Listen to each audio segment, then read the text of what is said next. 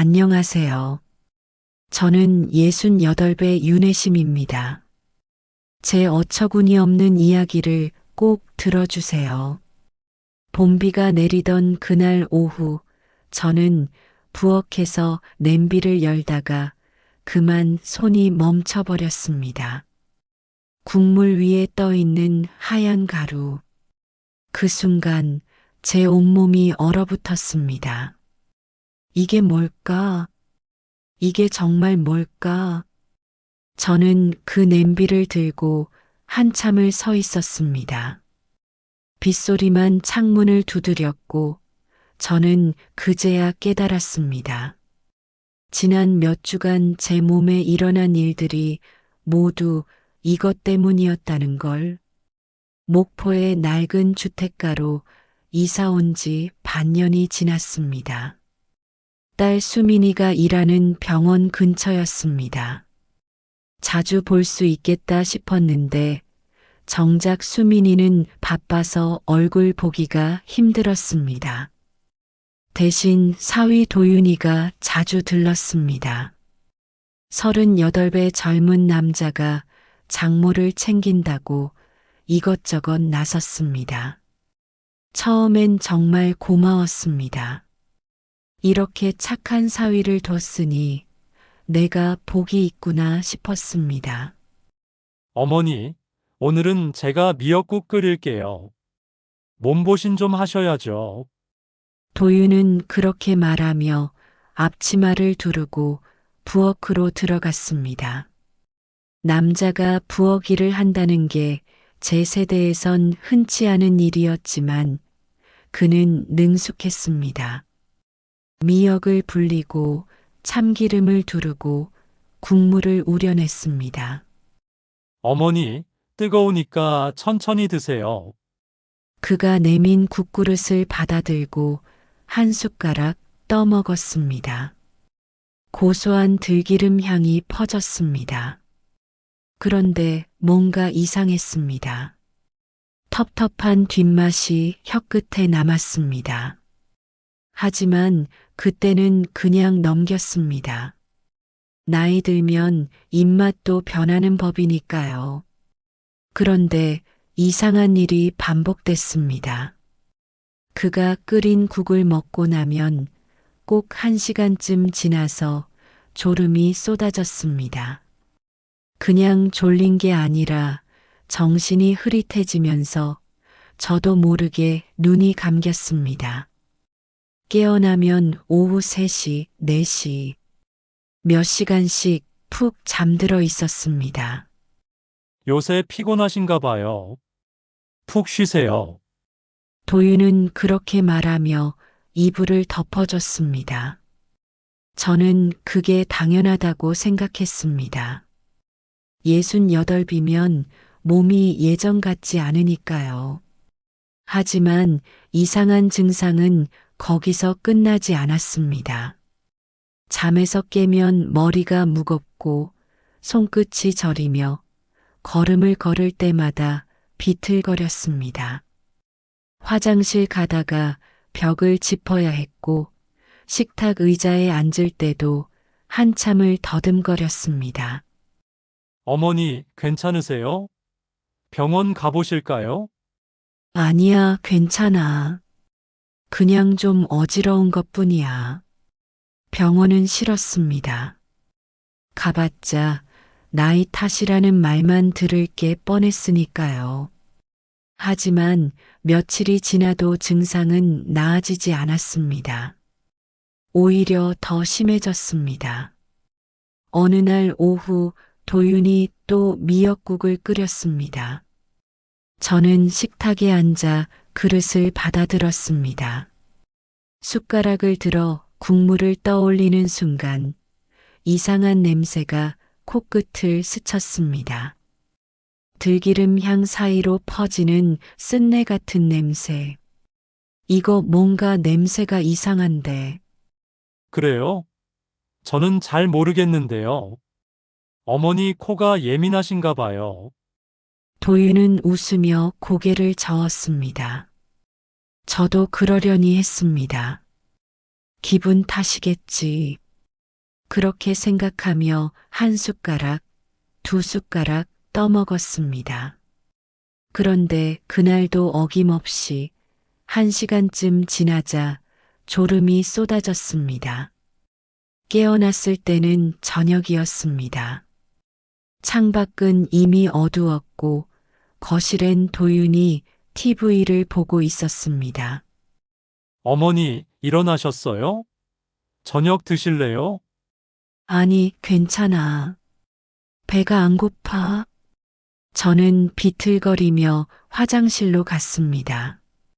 거울을 보니 얼굴이 푸석하고 눈밑이 검게 그늘져 있었습니다. 이게 정말 나인가? 저는 거울 속 제 얼굴을 한참 들여다봤습니다. 다음 날 아침 저는 일찍 일어났습니다. 도윤은 아직 자고 있었습니다. 저는 조심스럽게 부엌으로 나왔습니다. 싱크대 위에 냄비가 놓여 있었습니다. 저는 뚜껑을 열었습니다. 국물 위에 하얀 가루가 떠 있었습니다. 이게 뭐야? 저는 숟가락으로 떠서 빛에 비춰봤습니다. 미세하게 녹지 않은 알갱이들이 보였습니다. 분명 뭔가 섞인 겁니다. 저는 심장이 쿵 내려앉는 걸 느꼈습니다. 손이 떨렸습니다. 저는 얼른 뚜껑을 닫고 냄비를 냉장고 맨 아래 구석에 밀어 넣었습니다. 누가 볼까봐, 도윤이 볼까봐 두려웠습니다. 그날 오후 이웃 문자양이 반찬통을 들고 찾아왔습니다. 자양은 저보다 2살 많은 일흔인데 이 동네에서 30년을 산 터줏대감이었습니다. 혜심아, 요새 얼굴이 말이 아니다. 밥은 챙겨 먹냐? 응, 사위가 잘 챙겨줘. 미역국도 매일 끓여준다네. 그래? 그럼 다행이네. 자양은 부엌으로 들어가더니 냉장고를 열었습니다. 자양아, 그냥 두고 가. 내가 나중에 먹을게. 아이고 뭘. 한번 봐야지. 자양은 냄비를 꺼내 뚜껑을 열었습니다. 그리고 숟가락으로 국물을 떠서 맛을 봤습니다. 그 순간 자양의 얼굴이 굳었습니다. 이게 그 국이야? 응. 자양은 입안에 국물을 씹듯이 굴렸습니다. 그러더니 싱크대로 가서 뱉어냈습니다. 이상한데? 쓴맛이 나. 미역국에 왜 양 냄새가 나냐? 자양은 물로 입을 여러 번 헹궜습니다. 저는 그 모습을 보며 머리가 쿵 내려앉는 듯 했습니다. 역시 제 기분 탓이 아니었습니다. 혜심아, 이거 뭔가 이상해. 혹시 약 같은 거 넣은 거 아니야? 나도 모르겠어. 도윤이가 끓인 건데. 도윤이가? 사위가 왜 약을 넣어? 자양은 믿을 수 없다는 표정으로 고개를 저었습니다. 저도 믿고 싶지 않았습니다. 자양아, 이거 아무한테도 말하지 마. 내가 확인해 볼게. 혜심아, 진짜 조심해. 자양은 걱정스러운 표정으로 제 손을 꼭 잡았습니다. 알았어. 괜찮을 거야. 그날 밤 저는 잠을 이루지 못했습니다. 누워서 천장을 바라보며 지난 몇 주간의 일들을 떠올렸습니다. 도윤이 미역국을 끓인 날들, 제가 잠든 시간들, 어지럽고 비틀거렸던 순간들, 새벽 2시쯤 저는 조용히 방문을 열고 거실로 나왔습니다. 목이 말라 물을 마시려고 부엌으로 갔습니다. 그때 식탁 위에 뭔가 놓여 있는 게 보였습니다. 약봉지였습니다. 저는 조심스럽게 그걸 집어들었습니다. 도윤 위장약 복용 중. 하지만 이상했습니다. 도윤은 속이 안 좋다는 말을 한 적이 없었습니다. 밥도 잘 먹고 멀쩡했습니다. 봉지를 자세히 보니 더 이상한 게 보였습니다. 약봉지 윗부분에 작은 글씨로 윤회심 보호자 신도윤이라고 인쇄돼 있었습니다. 보호자? 제 보호자? 왜 제 이름이 여기 있을까? 저는 손이 떨리는 걸 느꼈습니다. 약봉지를 도로 놓고 서랍을 조심스럽게 열었습니다. 안에는 약봉지가 몇 개 더 있었습니다. 모두 윤회심 보호자 신도윤이라고 적혀 있었습니다. 제 심장이 쿵쿵 뛰었습니다. 이게 무슨 일일까? 왜 도윤이 제 보호자로 등록돼 있을까? 다음 날 새벽 저는 거실에서 이상한 소리를 들었습니다. 누군가 통화하는 소리였습니다. 저는 조심스럽게 방문을 열고 복도로 나왔습니다. 도윤이 거실 소파에 앉아 전화 중이었습니다. 저는 복도 구석에 숨어 그의 목소리를 들었습니다. 그래요. 약은 제가 챙길게요. 조금만 더 타서 먹이면 금방 괜찮아질 거예요. 먹이면. 그 단어가 귓속에 깊게 박혔습니다. 네, 걱정 마세요. 곧 처리할 수 있을 것 같아요. 처리? 무슨 처리? 저는 숨을 죽이고 들었습니다. 네, 그럼 다음 주쯤 연락드릴게요. 법적 절차는 제가 알아서 할게요. 도윤이 전화를 끊었습니다. 저는 얼른 방으로 돌아가 문을 닫았습니다. 심장이 터질 것 같았습니다. 그날 아침, 저는 평소처럼 아침을 먹었습니다. 도윤이 차려준 밥상이었습니다. 하지만 한 숟가락도 넘기기 힘들었습니다. 어머니, 입맛 없으세요? 아니, 좀 배가 안 고파서. 그래도 조금 드세요. 건강하셔야죠. 도윤은 웃으며 반찬을 집어 제 그릇에 놓았습니다.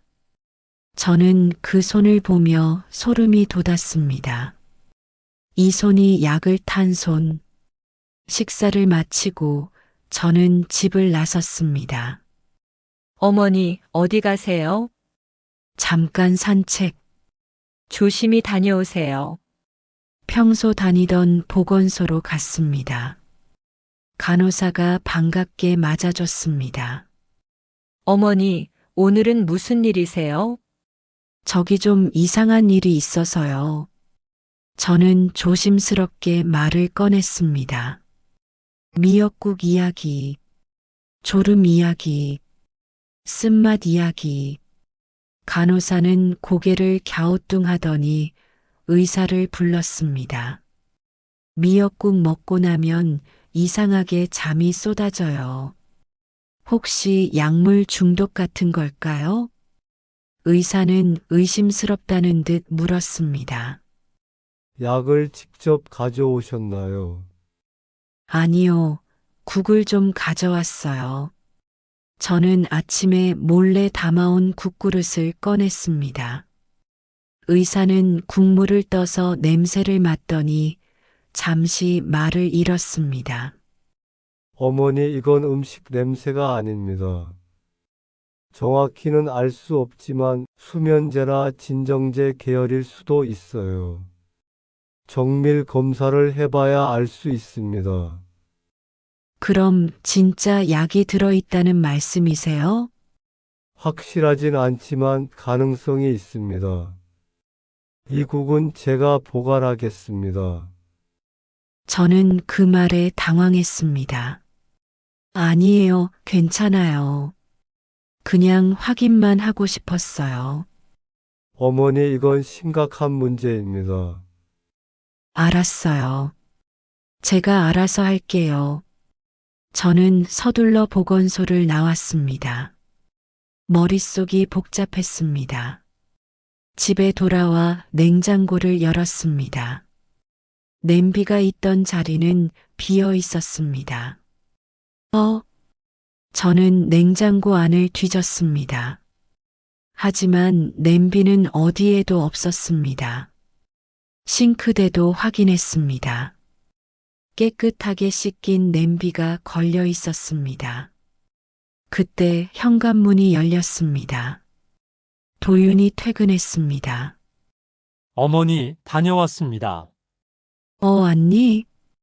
오늘 냉장고 정리했어요.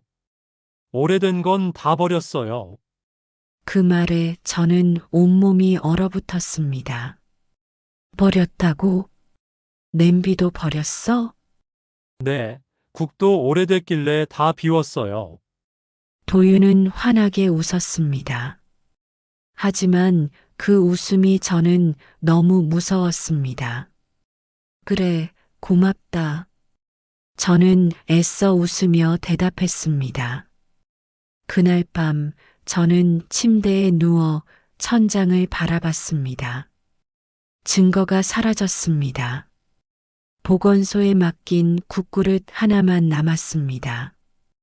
그래, 냄비를 없앴으면 이제는 증거를 남겨야겠지.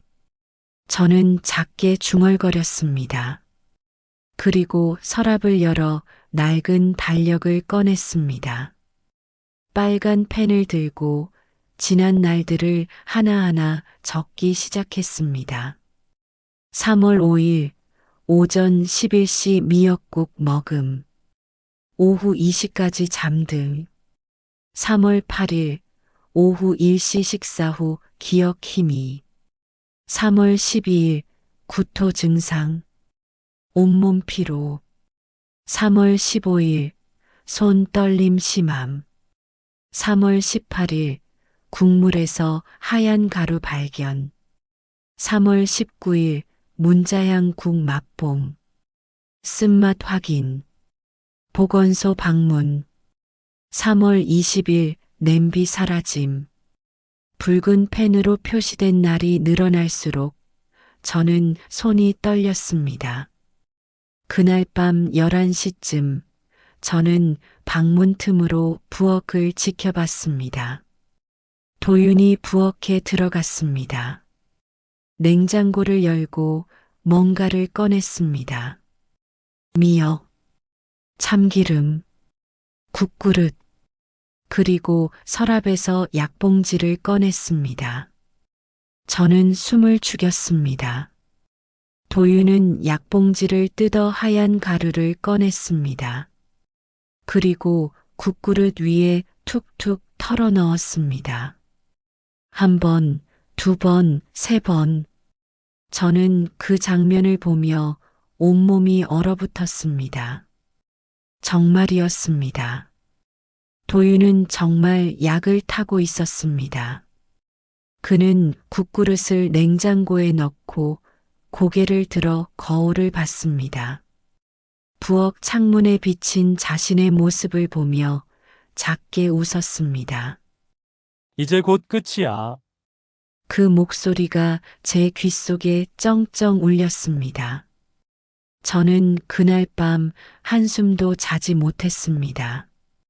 눈을 감아도 도윤의 얼굴이 떠올랐습니다.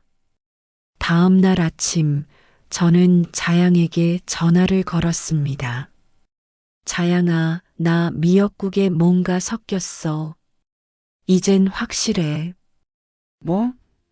진짜로? 응. 어젯밤에 봤어. 도윤이가 약 넣는 거. 세상에, 그럼 이제 어쩔 거야? 증거를 남겨야지. 저는 달력과 약봉지를 봉투에 넣었습니다. 자양아, 내가 만약 이상해지면 이거 경찰에 줘. 혜심아, 너 지금 무슨 소리 하는 거야? 나도 무서워. 하지만 준비는 해야 할 것 같아. 저는 봉투를 자양에게 건넸습니다. 그것이 복수의 첫날 기록이 될 줄 그때는 몰랐습니다. 며칠째 흐린 하늘이 이어졌습니다. 저는 새벽마다 달력을 바라보았습니다. 빨간 펜으로 동그라미 친 날짜들이 점점 늘어났습니다. 3월 5일, 3월 8일, 3월 12일. 그날마다 미역국을 먹었고, 그날마다 잠이 쏟아졌고, 그날마다 국은 도윤이가 끓였습니다. 확실히 무슨 일이 있어. 저는 혼잣말을 중얼거리며 냉장고 앞에 섰습니다. 문을 열자 반찬통들이 가지런히 정리되어 있었습니다. 도윤이는 정리정돈을 좋아하는 사람이었습니다. 모든 게 제자리에, 모든 게 깔끔하게. 하지만 그 깔끔함 속에 뭔가 숨겨져 있었습니다. 가장 윗칸에 놓인 반찬통 하나가 눈에 띄었습니다. 뚜껑에 하얀 가루가 말라붙어 있었습니다. 저는 조심스럽게 그 통을 꺼냈습니다. 손이 떨렸습니다. 뚜껑을 열어보니 국물 자국은 말라 있었고 가루가 얇게 남아 있었습니다. 이게 증거입니다. 제가 미친 게 아니라는 증거. 저는 그 통을 다시 냉장고에 넣고 손을 씻었습니다. 물이 차갑게 손등을 적셨습니다. 그때 초인종이 울렸습니다. 어머니, 저예요. 도윤이었습니다. 퇴근도 전인데 벌써 들른 모양이었습니다. 저는 심호흡을 하고 현관문을 열었습니다. 왔니? 일찍 왔네. 네, 오늘 일찍 끝나서요. 도윤은 손에 검은 봉지를 들고 있었습니다. 오늘은 간장게장이에요. 회사 거래처에서 받아왔어요. 어머니 좋아하시잖아요. 아이고, 매일 고생 많다. 어머니는 걱정 마시고 그냥 드시기만 하세요. 그의 말은 다정했습니다. 하지만 저는 그 다정함 속에서 낯선 냄새를 맡았습니다. 거짓의 냄새. 도윤은 게장을 냉장고에 넣고 부엌을 한 바퀴 둘러봤습니다. 어머니, 요새 잘 드시고 계세요? 응, 잘 먹고 있어. 그런데 반찬이 별로 안 줄었네요. 천천히 먹고 있어. 도윤은 고개를 끄덕이며 웃었습니다. 하지만 그 눈빛은 뭔가를 살피고 있었습니다. 그럼 저 먼저 들어갈게요. 그래, 들어가. 도윤이 자기 방으로 들어가자 저는 냉장고를 다시 열었습니다. 게장 용기를 꺼내 뚜껑을 열어봤습니다. 간장 냄새가 진했습니다. 하지만 그 속에서 또 다른 냄새가 났습니다. 쓴 냄새, 양 냄새. 저는 게장을 다시 냉장고에 넣고 부엌 싱크대 아래 찬장을 열었습니다. 작은 그릇을 하나 꺼내 게장 국물을 조금 떠서 담았습니다. 그리고 그릇에 포스트잇을 붙였습니다. 3월 14일 도윤이가 가져온 게장. 냄새 이상함. 저는 그 그릇을 찬장 맨 안쪽에 숨겼습니다. 그날 밤 저는 반찬을 입에 대지 않았습니다. 도윤이 저녁을 같이 먹자고 했지만 배가 안 고프다고 둘러댔습니다.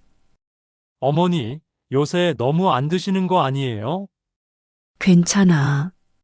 낮에 많이 먹었어. 그럼 이 게장은 내일 아침에라도 드세요. 응, 그럴게. 저는 방으로 들어가 문을 닫았습니다. 그리고 달력을 펼쳤습니다. 오늘 날짜에 빨간 펜으로 동그라미를 쳤습니다. 개장 의심, 샘플 보관. 다음 날 아침 문을 두드리는 소리에 잠에서 깼습니다. 회심한 나양. 문자양. 자양이었습니다. 저는 얼른 일어나 문을 열었습니다. 자양아, 이렇게 일찍? 자네 얼굴이 왜 그래? 잠도 못 잤지? 응, 어젯밤에 잠이 안 와서. 자양은 부엌으로 들어가 물을 한 잔 따랐습니다. 자양아, 나 정말 이상한 걸 봤어. 또 미역국 얘기야? 응. 근데 이번엔 확실해. 어제 도윤이가 게장 가져왔는데 거기서도 약 냄새가 나. 저는 찬장을 열고 어제 담아둔 그릇을 꺼냈습니다. 이거 맡아봐. 자양이 코를 가까이 대자 금세 얼굴을 찡그렸습니다. 이건 약 냄새야. 병원에서 나는 냄새. 그치? 내가 미친 게 아니지? 회심아, 이거 심각해. 자양은 자리에서 일어나 제 손을 잡았습니다. 오늘 병원 가는 날이지? 나랑 같이 가자. 이 게장 국물도 가져가자. 그래야겠지? 저희는 옷을 챙겨 입고 집을 나섰습니다. 도윤은 아직 자고 있는 듯 했습니다. 버스 안에서 자양이 물었습니다. 회심아, 경찰엔 신고 안 할 거야? 증거가 더 필요해. 국물 하나만으론 부족할 것 같아. 그래도 이 정도면 충분하지 않아? 아니야. 도윤이는 영리해.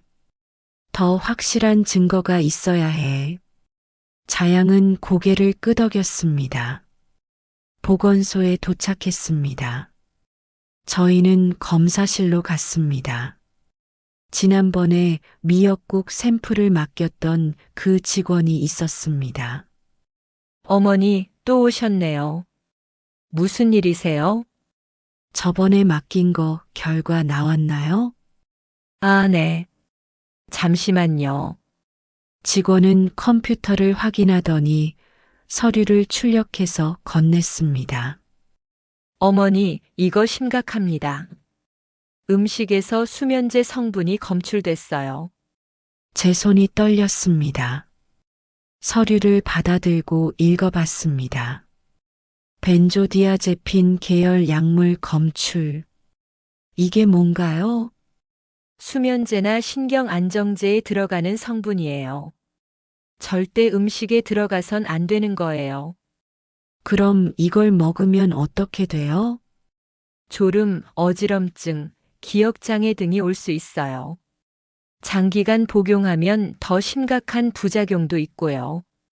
자양이 제 어깨를 잡았습니다. 회심아, 이제 경찰에 신고해야 해.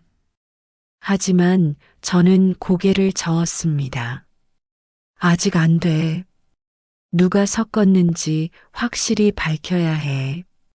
저는 직원에게 물었습니다. 이거 하나 더 검사 맡길 수 있나요? 저는 가방에서 게장 국물을 담은 그릇을 꺼냈습니다. 이것도 의심되세요? 네.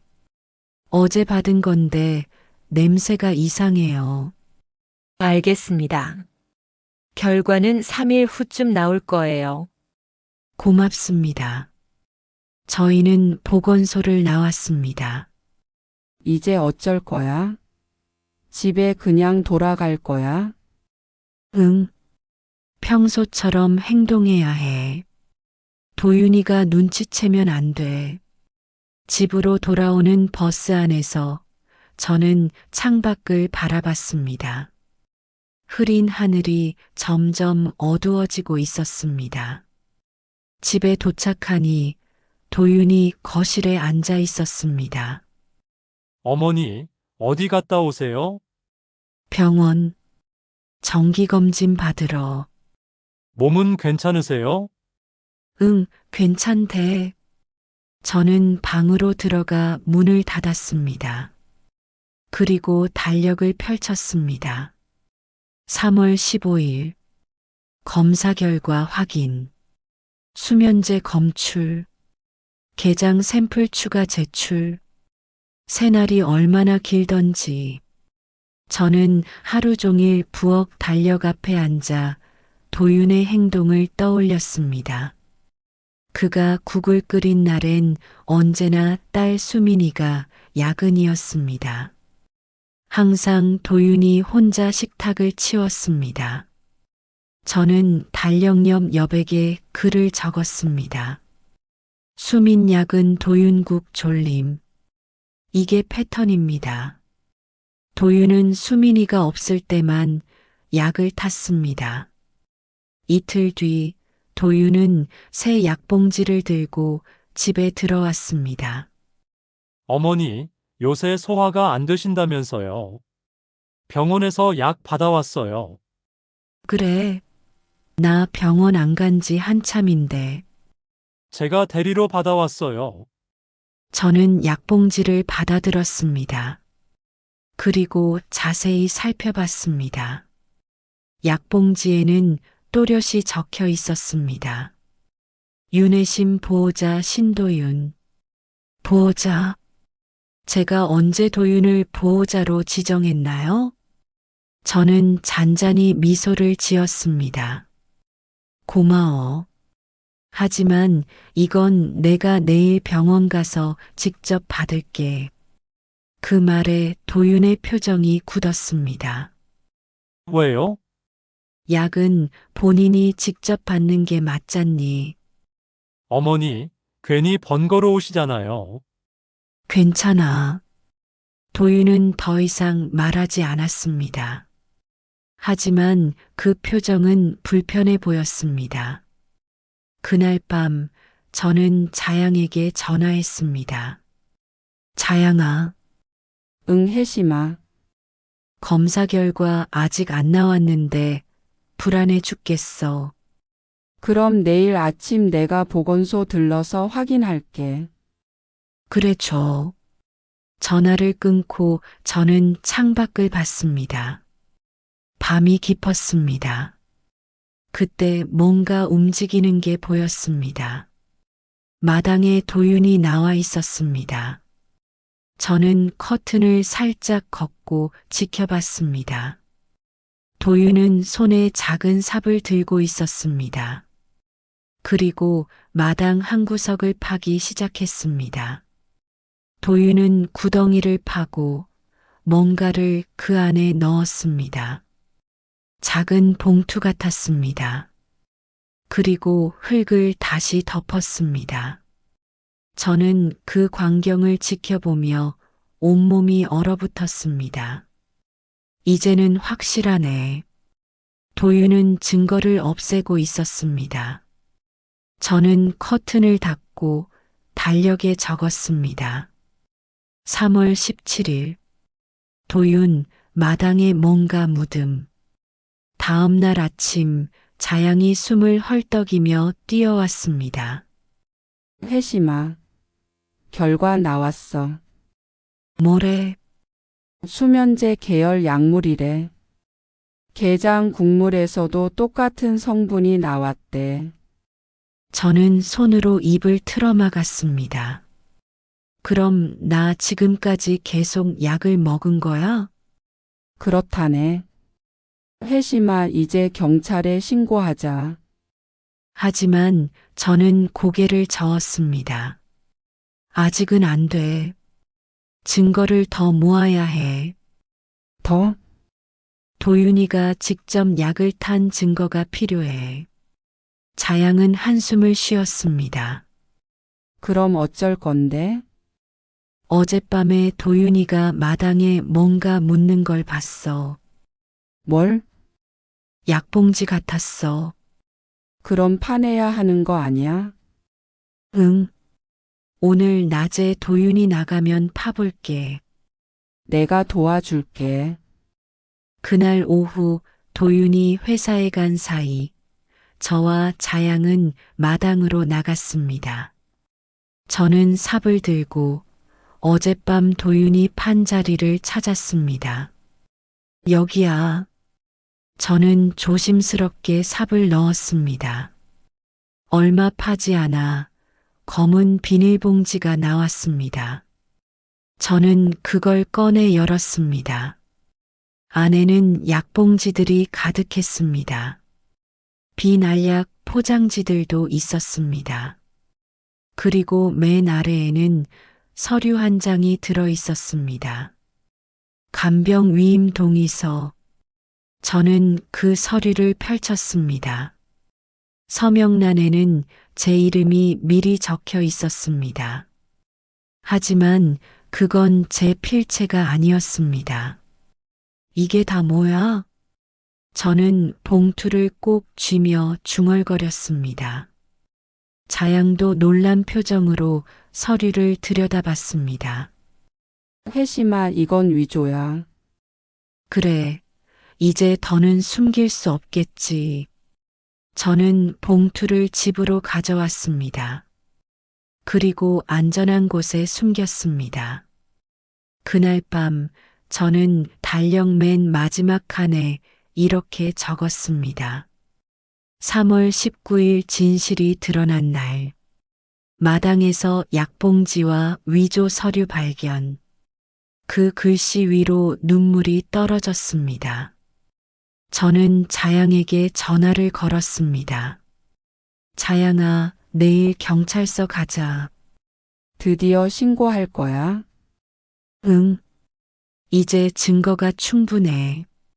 잘 생각했어, 혜심아. 전화를 끊고 저는 창밖을 바라봤습니다. 흐린 하늘이 며칠 만에 개고 있었습니다. 내일은 새로운 시작이 될 것입니다. 경찰서 문을 열고 들어서는 순간 저는 다리가 후들거렸습니다. 자양이 제 팔을 꼭 잡았습니다. 혜심아, 괜찮아. 내가 옆에 있어. 고마워. 저는 심호흡을 하고 신고 접수대로 향했습니다. 젊은 경찰관이 저를 맞았습니다. 어르신 무슨 일로 오셨어요? 신고하러 왔어요. 저는 가방에서 봉투를 꺼냈습니다.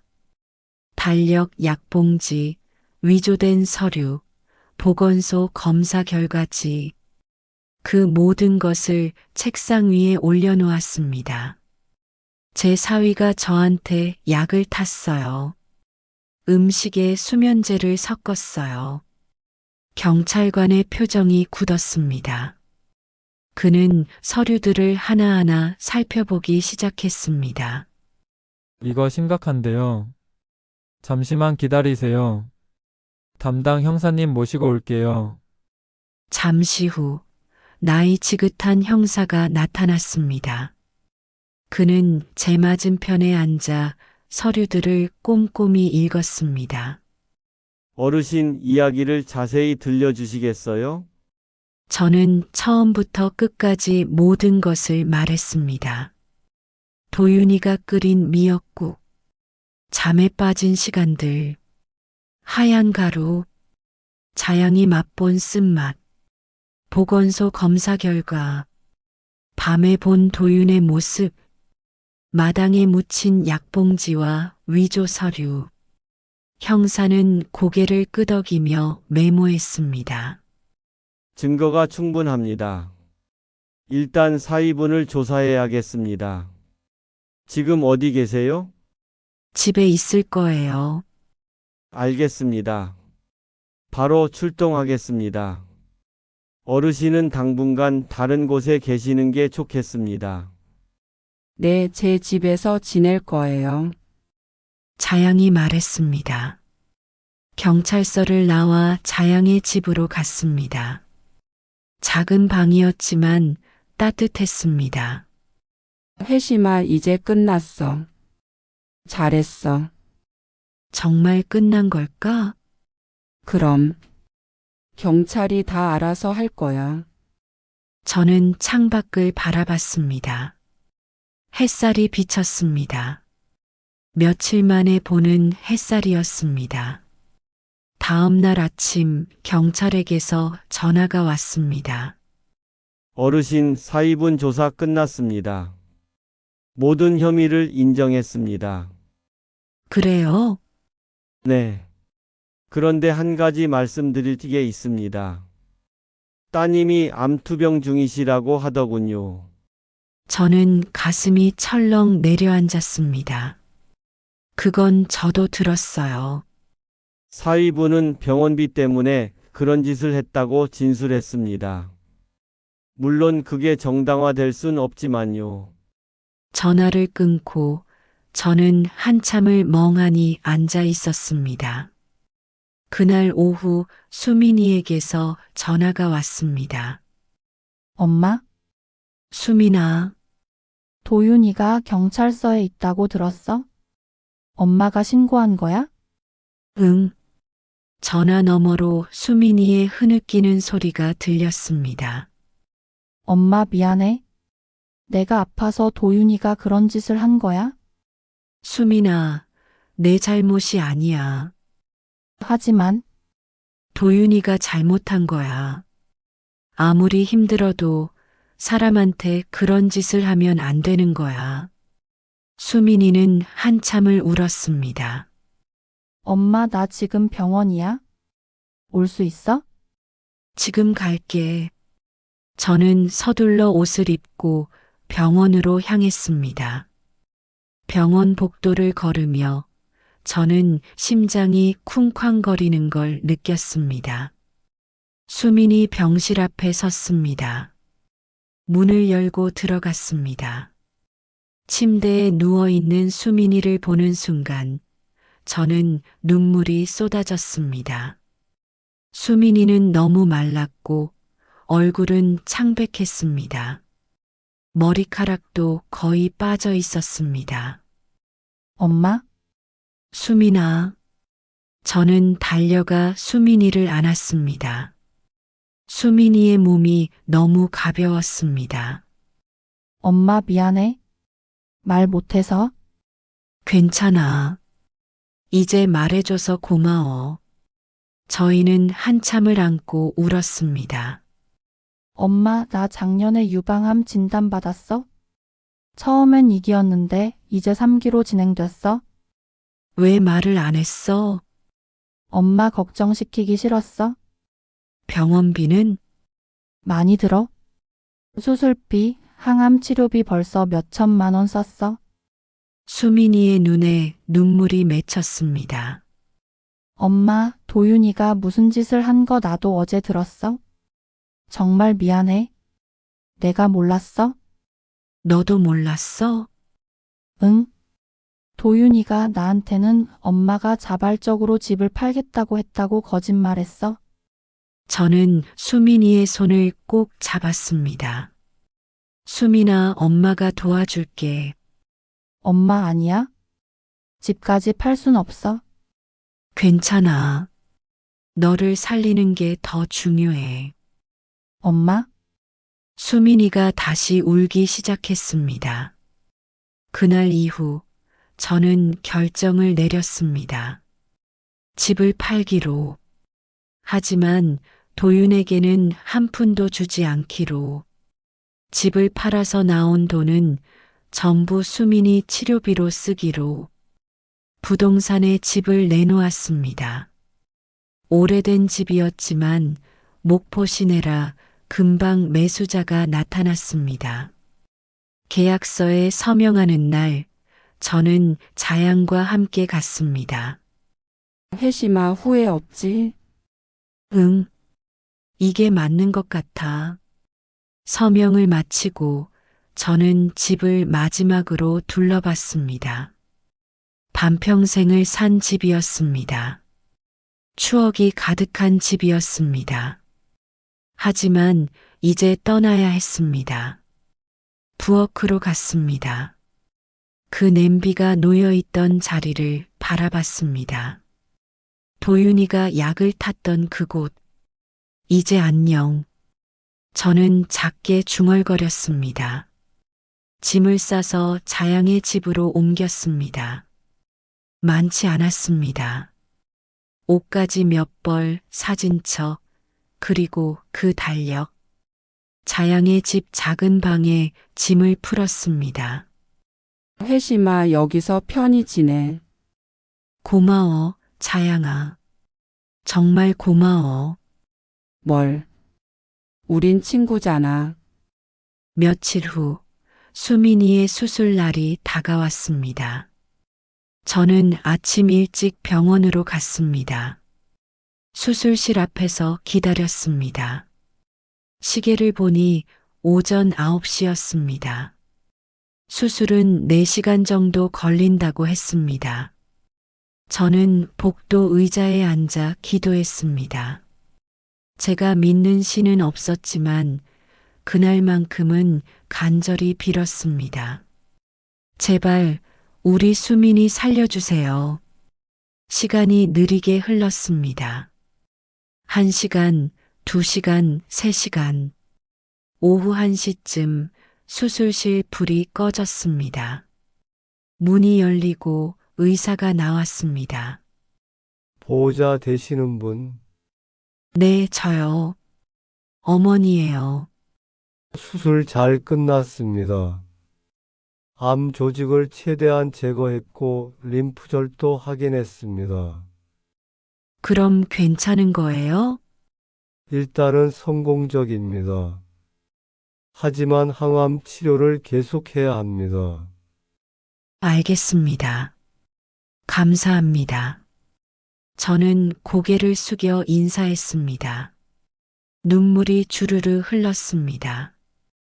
회복실로 옮겨진 수민이를 봤습니다. 창백한 얼굴이었지만 숨을 쉬고 있었습니다. 살아 있었습니다. 수민아, 엄마 왔어. 저는 수민이의 손을 잡았습니다. 차가웠지만 따뜻해질 거라고 믿었습니다. 그날 밤 병원 보호자 침대에서 잤습니다. 수민이 옆에서 지켜보며 새벽에 수민이가 눈을 떴습니다. 엄마? 응, 수민아. 깼어? 목이 말라? 저는 물을 떠서 수민이 입에 대줬습니다. 수민이는 조금씩 마셨습니다. 엄마 고마워. 뭐가 고마워? 당연한 거지. 엄마 집 팔았다며? 미안해. 미안할 것 없어. 너 살리는 게 더 중요해. 수민이가 작게 웃었습니다. 엄마 나 열심히 살게. 꼭 나을게. 그래, 그래야지. 저는 수민이의 손을 꼭 잡았습니다. 몇 주가 지났습니다. 수민이는 천천히 회복했습니다. 항암 치료를 시작했고 힘들어했지만 포기하지 않았습니다. 저는 매일 병원을 찾았습니다. 수민이에게 죽을 끓여주고 손을 잡아주고 이야기를 들어줬습니다. 어느 날 수민이가 물었습니다. 엄마 도윤이는 어떻게 됐어? 재판 받을 거래. 집행유예 받을 수도 있대. 엄마는 도윤이 용서할 수 있어? 저는 잠시 생각했습니다. 모르겠다. 지금은 너만 생각하고 싶어? 수민이는 고개를 끄덕였습니다. 몇 달이 지났습니다. 봄이 가고 여름이 왔습니다.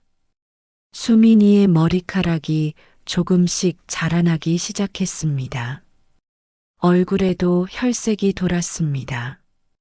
엄마 나 이제 좀 나은 것 같아? 그래, 많이 좋아졌어. 엄마 덕분이야? 아니야. 내가 잘 버텨준 거지. 어느 날 퇴원 날이 왔습니다. 수민이는 자양의 집으로 함께 왔습니다. 자양 이모 감사합니다. 아이고 뭘. 빨리 나아. 저희는 작은 방에서 함께 지냈습니다. 좁았지만 따뜻했습니다. 어느 저녁 수민이와 함께 국수를 삶았습니다. 면이 끊어질 듯 끊어지지 않고 길게 이어졌습니다. 엄마, 면발이 끊어질 것 같은데 안 끊어지네. 그러게. 질긴 면이야. 저는 국수를 그릇에 담으며 웃었습니다. 인생도 이 면발 같은 거야. 끊어질 것 같아도 다시 이어지는 거지. 엄마, 맞아. 저희는 국수를 함께 먹었습니다. 따뜻한 김이 얼굴을 적셨습니다. 그날 밤 저는 달력을 다시 꺼냈습니다. 마지막 페이지를 펼쳤습니다. 6월 15일. 수민 퇴원. 새로운 시작. 붉은 펜으로 적은 글씨는 이번엔 떨리지 않았습니다. 저는 펜을 놓고 창밖을 바라봤습니다. 여름밤이었습니다. 별이 빛났습니다. 저는 작게 미소 지었습니다. 인생은 여전히 따뜻한 김이 오르는 국수 한 그릇 같았습니다. 힘들고 쓰라린 날들이 있었지만 그 끝에는 희망이 있었습니다. 면발은 끊어지는 듯 보여도 다시 이어졌습니다. 그리고 저희도 다시 시작할 수 있었습니다.